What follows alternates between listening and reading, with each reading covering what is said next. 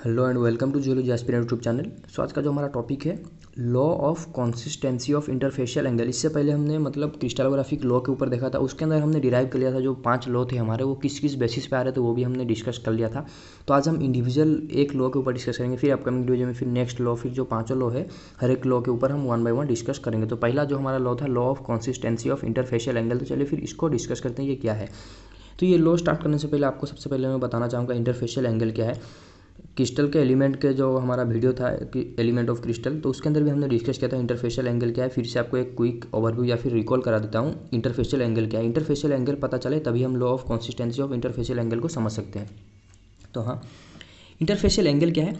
Angle between two adjacent faces of a crystal. ठीक है, कोई भी एक क्रिस्टल के अंदर एडजेसेंट दो फेस के बीच में जो भी एंगल बन रहा है that is known as your interfacial angle. ठीक है, और ये इंटरफेशियल एंगल मेजर किससे किया जाता है? कॉन्टैक्ट गोनियोमीटर और you can say reflecting goniometer. ठीक है, और जिस इंस्ट्रूमेंट से मतलब इंटरफेशियल एंगल को you can measure that instrument is known as contact goniometer और you can say reflecting goniometer. ठीक है, so we can say contact goniometer or reflecting goniometer helps us to measure interfacial angle। ठीक है, तो चलिए देखते हैं फिर ये लॉ क्या है, law of consistency of interfacial angle. तो इंटरफेशियल एंगल आपको भी पता चल गया होगा, दो एडजेसेंट मतलब क्रिस्टल के जो भी दो एडजेसेंट फेस है उस फेस के बीच में जो भी एंगल बन रहा है वो फेस के द्वारा जो भी एंगल बन रहा है that is known as your interfacial angle. और इसी को बेस करके क्रिस्टलोग्राफी का एक लॉ बना जिसको हम स्टेनस लॉ भी बोलते हैं। ठीक है, इसी लॉ को स्टेनस लॉ भी बोला जाता है क्योंकि उन्होंने ये लॉ को डिराइव किया था।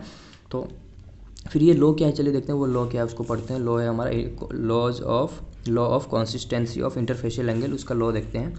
Law of consistency of interfacial angle states that, ये क्या बोल रहा है? Measure at the same temperature similar angle on crystal of the same substance remain constant regardless the size and shape of the crystal. यहाँ पर बोला क्या जा रहा है, कोई भी एक क्रिस्टल ले लो कॉमन, मतलब कोई भी एक, सपोज हमारे पास एक क्वार्ज है, क्वार्ज मिनरल का जो क्रिस्टलाइज होकर बना, क्योंकि क्वार्ज ऑब्वियसली क्वार्ज भी उसका भी बहुत वेराइटी है। ठीक है, इफ़ यू नो कुछ उसके मतलब क्या क्रिस्टलाइन वेराइटी रहते हैं। ठीक है, जो क्रिस्टलाइज होकर बनता है, और कुछ उसके सेडिमेंट्री भी वेराइटी रहते हैं। तो अलग अलग क्वार्ज की वेराइटी है। ठीक है, क्वार्ज के बहुत सारे वेराइटी है। तो यहाँ पर मैं बात करूँगा रॉक क्रिस्टल, अगर आपको पता है तो हम यहाँ पर कोई भी एक मतलब वेराइटी के बारे में बात करेंगे। कोई भी एक सिमिलर वेराइटी का अगर क्वार्ज का अगर एक मिनरल आप लेते हो फॉर एग्जांपल, तो उसका जो इंटरफेशियल एंगल जो निकलता है ना, सपोज, ठीक है, ये हमारा अर्थ सरफेस है, सपोज ये समझ लीजिए आपका कोई एक प्लेस है, यहाँ पर आपको क्या क्या मिला, यहाँ पर आपको क्वार्ट्ज का एक क्रिस्टल मिला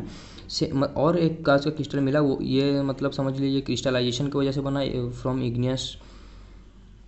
ठीक है, अब इग्नियस का मतलब क्या है? मतलब माग्मा से जब बना तो उसको हम क्या बोलते हैं? इग्नियस से बनता है, या फिर जो हीट से बन रहा है, या फिर जो क्रिस्टलाइज होकर बन रहा है। ठीक है, कोई भी क्रिस्टल, उसी तरह और एक क्रिस्टल बना, ये भी क्रिस्टलाइज होकर बना।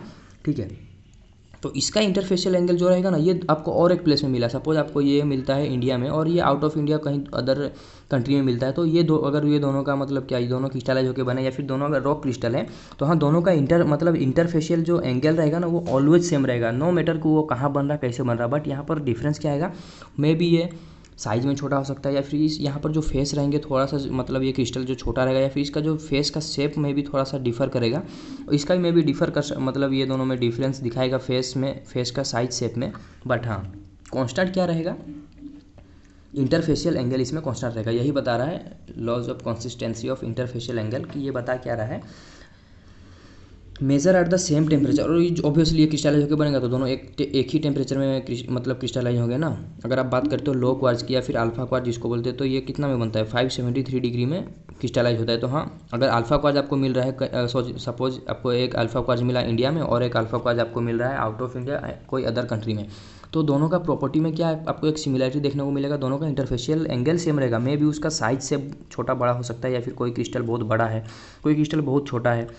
ठीक है, बट इंटरफेशियल एंगल जो रहेंगे उनके बीच में वो सेम रहेंगे। वही चीज़ बता रहा है, measure at the same temperature similar angle on crystal of the same substance remain constant, मतलब वो कांस्टेंट रहेगा रिगार्डलेस साइज और शेप में भी वेरी कर सकता है। तो चलिए फिर इसको थोड़ा सा सिंपल वे में देखते हैं, मे बी वो थोड़ा सा आपको डेफिनेशन समझने में हार्ड गया होगा, तो उसी का सिंपल डेफिनेशन देखते हैं। It has been observe that the interfacial angle of crystals of a particular mineral, कोई भी एक पर्टिकुलर मिनरल का, जैसे भी मैं बोला क्वार्ज का, ठीक है, क्वार्ज एक मिनरल है, तो उस मिनरल में अल्फा क्वार्ज जो हम बोल रहे हैं अल्फ़ा क्वार्ट्ज का जो भी मतलब आपको जहाँ भी मिले, ठीक है, वर्ल्ड के जो भी पार्ट में मिले, हर एक अल्फ़ा क्वार्ट्ज का क्या बोला जा रहा है, पार्टिकुलर मिनरल का क्या रहेगा, हर एक अल्फ़ा क्वार्ट्ज का इंटरफेशियल एंगल क्या रहेगा, रिमेन कॉन्स्टेंट। देखिए फिर से देखिए, it has been observe that, क्या ऑब्जर्व किया गया, इंटरफेशियल एंगल्स ऑफ क्रिस्टल के interfacial angle of a particular mineral, कोई भी एक पर्टिकुलर मिनरल का। अब ऐसा नहीं कि यहाँ पर आप क्वार्ट्ज का में आपको क्वार्ट्ज एक मिला और एक मिनरल आपको मिल रहा है टूरमालिन का। अब यहाँ पर आप अगर देखोगे तो ये सिमिलरिटी नहीं दिखाएगा क्योंकि वो मिनरल ही अलग है।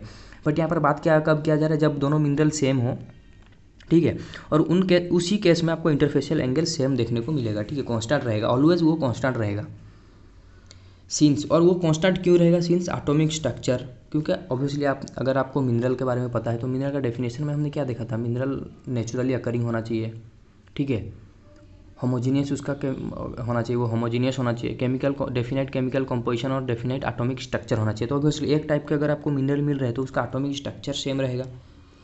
Position of faces are equal, और फेस भी उसमें भी जिस पोजीशन में जो फेस रहेंगे यहाँ पर भी उसी पोजीशन में वो फेस बनता है, ठीक है, इन क्रिस्टलोग्राफी। तो यही तो है लॉ उसका कि आपको इंटरफेशियल एंगल आपको क्या मिलेगा, इक्वल देखने को मिलेगा, कांस्टेंट देखने को मिलेगा पर्टिकुलर कोई भी मिनरल का क्रिस्टल के, ठीक है, आइडेंटिटी उसमें। और क्या क्या क्यों ये सब देखने को मिलेगा ऐसा कांस्टेंट इंटरफेशियल एंगल, क्योंकि एटॉमिक स्ट्रक्चर हर एक जहाँ भी आप क्वार्ट्ज देख लो, ठीक है, उसका इंटरफेशियल मतलब क्या रहेगा, एटॉमिक स्ट्रक्चर सेम रहेगा, पोजीशन ऑफ फेसेस भी वो भी सेम रहेगा, ठीक है, इक्वल रहेगा, मतलब आइडेंटिकल केमिकल कंपोजिशन आपको देखने को मिलेगा, measure at the same temperature, और टेम्परेचर भी ऑब्वियसली उसका क्रिस्टलाइजेशन टेम्परेचर भी तो सेम रहता है ना। तो ऑब्वियसली जहाँ पर भी आपको क्वार्ट्ज मिले, अगर अल्फा क्वार्ट्ज मिल रहा है या फिर बीटा क्वार्ट्ज आपको मिल रहा है तो बीटा क्वार्ट्ज जहाँ भी मिले तो वहाँ ऑब्वियसली उसका इंटरफेशियल एंगल जो भी रहेगा सेम रहेगा। मतलब कोई एक प्लेस में मिले और उसका सपोज फॉर एग्जांपल मैं दे रहा हूँ, ये एग्जैक्ट नहीं है, सपोज मैं बोल रहा हूँ क्वार्ट्ज का इंटरफेशियल एंगल है, मैं बोलता हूँ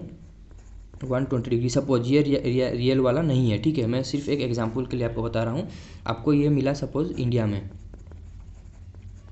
तो ऑब्वियसली आपको अगर ये यूएसए में मिलता है, ठीक है, या फिर यूके में भी मिलता है, सेम अल्फा क्वार्ट्ज अगर मिल रहा है तो यहाँ भी आपको जो इंटरफेशियल एंगल देखने को मिलेगा वो 120 डिग्री ही मिलेगा, यहाँ पर भी 120 डिग्री ही मिलेगा, ठीक है। तो यही बता रहा है हमें लॉ ऑफ इंटरफेशियल एंगल, ठीक है, कंसिस्टेंसी ऑफ इंटरफेशियल एंगल।